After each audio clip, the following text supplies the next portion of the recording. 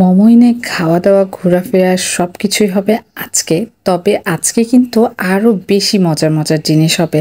আজকে অধিকাংশই হবে খাবার দাবারের বিষয়। সুইমিং শেষ করে আমরা নিচে চলে আসলাম। এখানে আমাদের আরো একজন ভাগনা চলে আসবে, সে তার কাজিনকে নিয়ে আসবে এবং আমরা সবাই মিলে পুরো মমইনটা রাতেও এনজয় করব। তো ফার্স্টে এখানে একটা ঝর্ণা ছিল যেটা দেখতে আমার খুবই ভালো লাগছিল। আর এখানে ছিল একটা কফি শপ। আমার ভাগ্নে আমাকে আগেই বলেছিল, খালামণি মমইনের পেস্ট্রিটা কিন্তু অবশ্যই ট্রাই করবা, এখানকার পেস্ট্রিটা অনেক মজা। তো আমরা সবাই মিলে বেশ কয়েকটা পেস্ট্রি সিলেক্ট করলাম। এক একজন এক এক রকমের পেস্ট্রি নিলাম যাতে সবগুলোর স্বাদ আমরা বুঝতে পারি। আর নিয়ে নিলাম এখান থেকে একটা চিকেন পেটিস। তো আলহামদুলিল্লাহ চিকেন পেটিসটাও অনেক ভালো ছিল এবং পেস্ট্রিটাও ভালো ছিল। আমার এই যে বললো সে চিকেন পেটিসও খাবে না, কেকও খাবে না।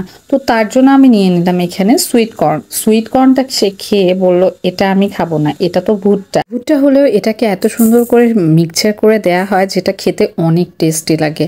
আর এখানকার প্রতিটা পেস্ট্রি আমার অনেক বেশি ভালো লেগেছিল। তবে এখন মনে পড়ছে না, কিন্তু মনে হয় চকলেট পেস্ট্রিটা বেশি টেস্টি ছিল।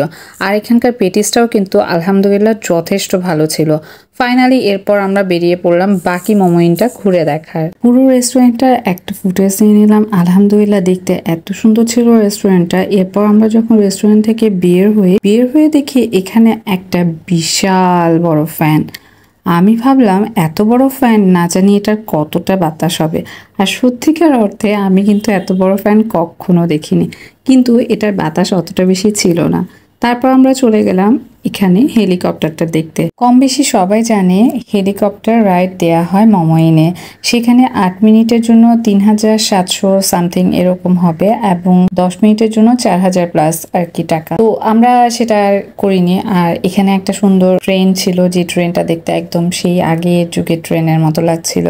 আমরা যখন বেরিয়েছিলাম তখন অলমোস্ট সবগুলো রাইডই অফ হয়ে গেছিল। তো এখানে শুধু ভিউ দেখা ছাড়া আর কিছু কাজ ছিল না, কিন্তু ভিউটাও এত সুন্দর লাগছিল। এই রাইডগুলো সকালে চলে, সেগুলো রাতের বেলা অফ থাকার কারণে চারিদিকটা একদম শুনশান ছিল। যেমন এটা হচ্ছে বোট রাইডিং এর স্পেসটা। আর এখানে বিভিন্ন জায়গায় তাদের বিভিন্ন হোটেলের যে নাম সেই নাম দেওয়া আছে। যেমন এটার নাম ছিল হার্ট 6।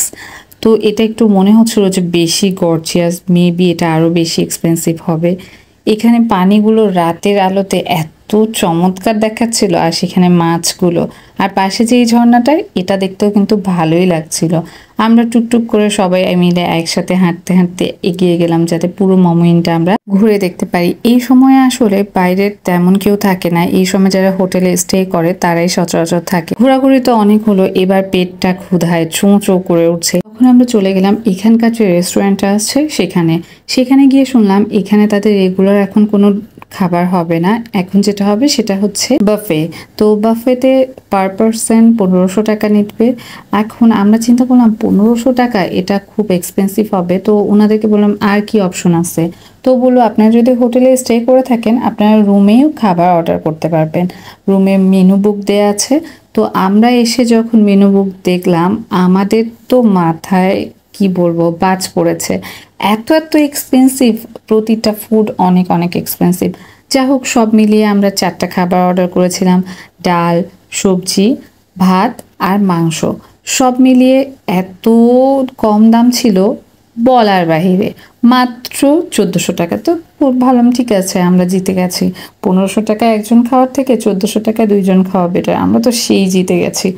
একটু পরে যখন খাবারগুলো সার্ভ করার পরে বলল যে বিল 1800 হয়েছে, তখন তো আমরা ভাবলাম না, আমরা আর কোথায় জিতলাম, আমরা চরম হারা হেরেছি। কারণ বাকি যে 450 টাকা সেটা তাদের রুম সার্ভিস ছিল।